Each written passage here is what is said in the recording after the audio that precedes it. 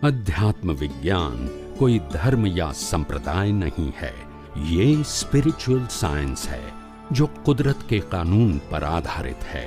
ये विज्ञान पूरे ब्रह्मांड के सभी रहस्यों को उजागर करता है और जीवन के सभी पहलुओं को समझने के लिए एक नई दृष्टि देता है। इसी को आर्ट ऑफ विजन कहते हैं, दुनिया को देखने की एक नई दृष्टि, जो अध्यात्म विज्ञानी परम पूज्य स्वामी श्री कमलेशानंद जी के निर्देशन में सनातन सत्य का अनुसंधान कर हमारे जीवन को प्रकाशित करे। जय सच्चिदानंद। પછી રામનો ફોટો જોયા તો કે તે નિત્યાસમ ના કહેવાય। એ ફોટો તો આ ફોટો જે રામનો જોઈ છે, રામનો ફોટો થોડો છે। દર્શન કરીએ ને આ અત્યારે ફોટા જે છાપીએ છે રામના ફોટા થોડા છે। આ તો જે કલાકારને જેવા રામની કલ્પના થઈ એવા એને ચિત્ર્યા છે। હાચા રામનું દ્રશ્ય થોડું છે। આ હાચા કૃષ્ણ દ્રશ્ય આ તો શાસ્ત્રમાં જે વર્ણન કર્યું છે એમાં પેઇન્ટરે એની કલ્પના કરીને આખો આકાર બનાવ્યો છે।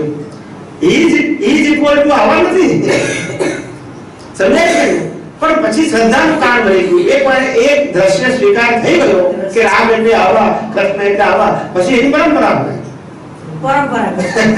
જગત એનાથી તો ચાલે છે, સમજાય છે? આજે કોઈ પણ ધર્મની અંદર ભગવાનની સ્થાપના કરવામાં આવે છે એ મોટામાં મોટી શ્રદ્ધાનું પ્રતીક છે। શું છે? એના માટે સ્થાપના કરવામાં આવે છે। પણ એનો મતલબ એવું નથી કે ભગવાન આજે દોડ્યા છે એવા હતા, ના, આકારમાં તેવા નતા અને ગુણમાં તો હોય જ નહીં। પણ સામાન્ય માણસો જ્યારે આવી રીતે આવા ગુપ્ત પુરુષોને જ્યારે સાંભળે છે, વાંચે છે, સમજે છે, ત્યારે એનું બાહ્ય વસ્તુના વર્ણનમાં જ ફસાઈ જાય છે, એની અંતરદશામાં દ્રષ્ટિ જતી સ્ટોરી રૂપે સ્ટોરી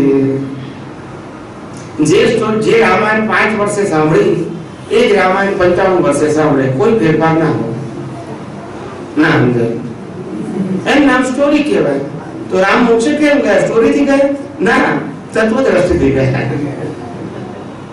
સ્ટોરી એ તો એમના જીવનનું પરિણામ હતું, અંદર પોતે પોતાના સ્વરૂપમાંથી બહાર ના નીકળ્યા બધી અવસ્થાઓમાં, માટે મોક્ષે ગયા। બાકી અપ્સ એન્ડ ડાઉન્સ તો બધાને આવે ને। જુદો છે, મુક્તિનો માર્ગ જુદો છે આખો। કોઈ તમે કોઈ પણ શાસ્ત્ર વાંચો સાહેબ, તમે રામાયણ વાંચો, તમે ગીતા વાંચો, તમે જૈનોના આગમ વાંચો, ઇવન તો તમે વેદાંત વાંચો, કોઈ જગ્યાએ ક્રિયાની વાત કરી જ નથી। આખા રામાયણમાં કોઈ જગ્યાએ રામે આમ કરવાનું એવું કીધું જ નથી। રામે પૂજા કરવાની, આરતી કરવાની, ઉપવાસ કરવું કીધું જ નથી એમને।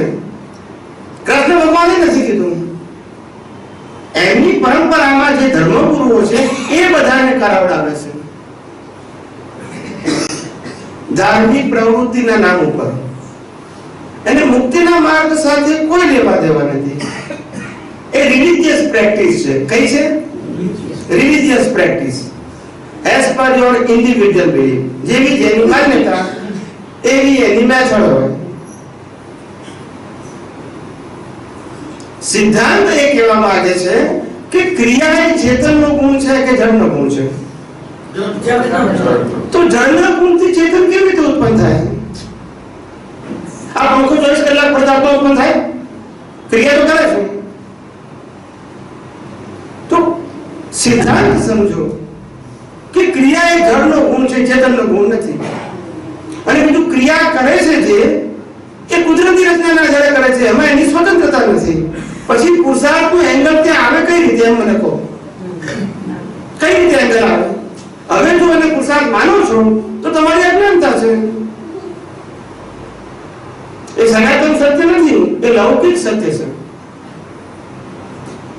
સનાતન સત્ય એ કહે છે કે તું આ પ્રકૃતિની સ્થૂળતમથી સૂક્ષ્મતમ સુધી અવસ્થાથી કેટલો છૂટો રહેશે એ તારો પુરુષાર્થ છે। છૂટો રહે છે, ખરેખર છૂટો છું જ, પણ તું રહે છે એ તારો સાચો પુરુષાર્થ છે। એ તારો જ્ઞાન ગુણ છે।